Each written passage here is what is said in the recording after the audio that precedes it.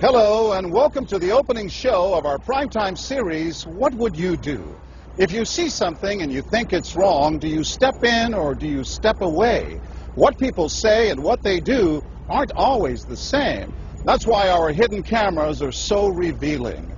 In our first scenario, we weren't sure what to expect when our opinionated man behind the counter meets the Muslim woman in a headscarf.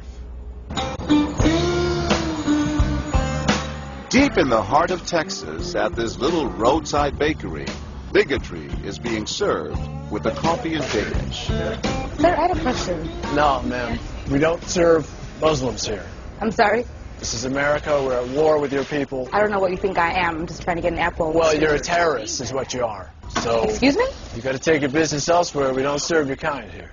The other customers at this bakery near Waco seem to hear everything, but they barely look at the Muslim woman, even when the language is tough to take. Get back on the camel and go back wherever you came from. Sir, I'm an American. I was born and raised in this country. No, you're not. Americans don't wear towels on their head.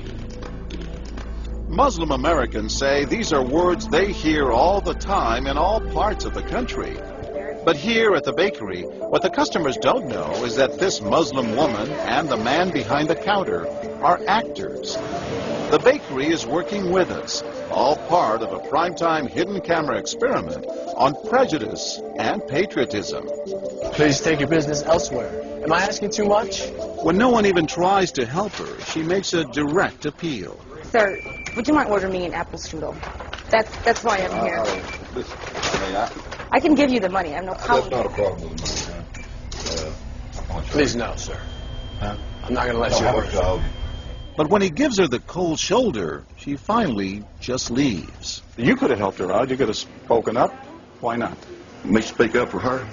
Well, if he tried to do some harm to her or something, then I would have. But why not try to set him straight? I really think that a person that owns his own business should be able to say who they sell to. She's not American. Others seem to agree with our actor as to who's an American and who's not. Is it all based on the way we look? I'm an American citizen. I just would like an apple strudel, please. Well, I'm sorry. Then why don't you dress like an American? You're so American. This is for religious purposes, sir, and I don't think you have any right to say anything. So I'm religious. I don't wear, Halloween costumes around. I mean, am I wrong here, sir? Not me. I run my business the way I want to run. That's right. Don't come in here without shoes and skirt on. This customer is adamant that the man behind the counter is doing the right thing. But the fact is, it's against the law to deny service to someone based on their race or religion. My name is John Quinones, and I'm with ABC News. What did you think of what you heard here? I didn't hear anything racist.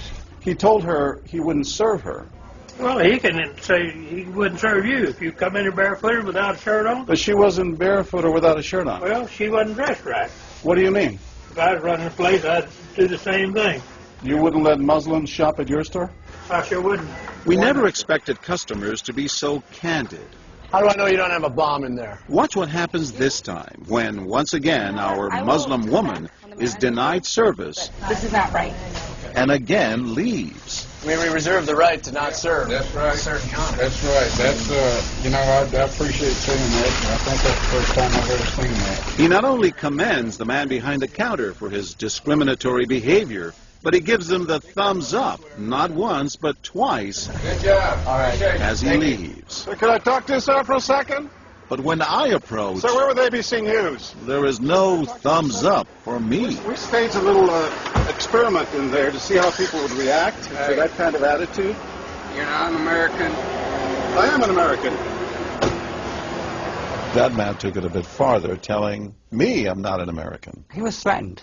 Jack DeVideo is a social psychologist at Yale University. So when we as Americans feel threatened from the outside, we're going to define ourselves in very rigid fashions. Either you're with me, and if you're not really one of me, then you must be somebody else who's against me. The young woman in our experiment is an actor, but for this woman, discrimination is all too real. Nahaya Javed helped us design our experiment. Although born in Chicago, she says she's constantly characterized by fellow Americans as the enemy. They always start off with, you're a terrorist, Osama lover, towel head, camel jockey, on and on. While attending college in Texas, she says she continually suffered verbal abuse and has even been physically attacked just because she's Muslim. They assume I'm not from here, and if I tell them I'm American, they're like, no, you're not. Just because you were born here doesn't make you American. And I'm like, so what makes you American? It's a daily battle. Mm-hmm. And I don't feel like living in America, I should have to fight this battle. Meanwhile, back at the bakery, our actor is at it again. But how do I know you're not a terrorist? Terrorists look like you. But this time the customers are sympathizing with the Muslim woman. Right, I know, but can you blame me? Yeah, I can't blame you, actually.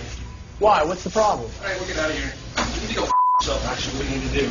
Okay, sir. I'm a good American, all right? We're at war with these people. My dad's a veteran. Go yourself. So is mine. And he's not the only one who walks out in anger. You need to stop segregating against people. It's wrong. Excuse me? She's an American. No, like you're a bad American.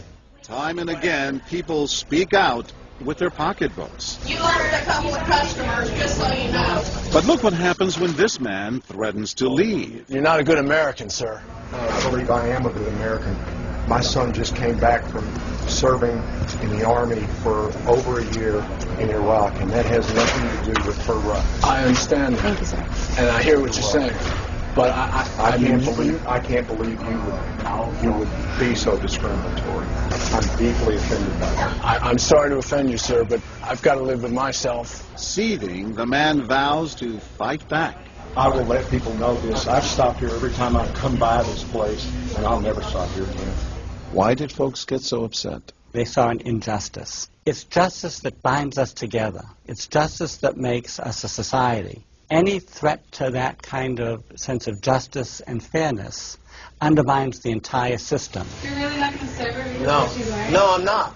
Perhaps that's why more customers are outraged by our actor's hateful behavior than approve of it. You're not dressed like an American. But no one is more persistent than these two young women who can't believe what they're hearing. Take your jihad, take it back out to the parking lot. Excuse me? I mean, I got to protect my customers, okay? You're really offensive and disgusting. Well, I'm sorry. I'm just trying to protect you here. Thank because you. You're sick. Like that doesn't mean anything. This is a How do you know? culture. These people are trying to kill Americans. It's disgusting. It is my culture. So you're ready to serve me, but you're not ready to serve her? You're obviously dressed like an American. Big deal. She's Muslim. And unlike the others, they don't just leave in anger. They stand their ground. So you're going to regulate what people wear? Yes, because I believe you the the degree of... manager? No, I'm not the manager. Can I speak to your manager?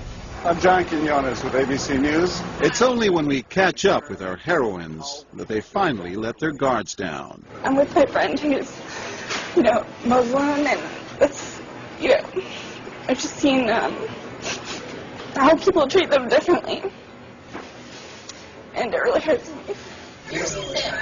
Just watching them stand up for what they believe in touches Professor DeVideo. In a way, they defended America. And I was impressed by that, because they wanted this to be a just society, a just place, a just bakery. I'm John Quinones. And remember this man whose son served in Iraq? He's also moved to tears. Every person deserves to be treated with respect and dignity. No matter how In they're every dressed. situation, no matter how they're dressed. Never have we seen reactions so polarized, from a thumbs up for prejudice to an emphatic thumbs down. Go yourself. Two different Americas, both convinced they're patriotic. At the end of the day, 13 people stood up for the Muslim woman, while 6 sided with the clerk. But the majority of the bystanders, 22, did or said absolutely nothing. That's what's most frightening to Muslims like Nahaya, who was watching our experiment. In fact, so frightening that they often avoid going out by themselves. It's really sad because I'm old enough to be able to do things by myself. I shouldn't need a chaperone all the time. But that one time that I'm alone and something bad might happen, I'd rather be safe than sorry. Hi, I'm Naya. It's no wonder this young woman was so moved by the people who came forward to protect a stranger who just happens to be Muslim. Thank you so much for what you did, and I wish more people would do these type of things. And I do too. It would make my life a lot easier. God go with you.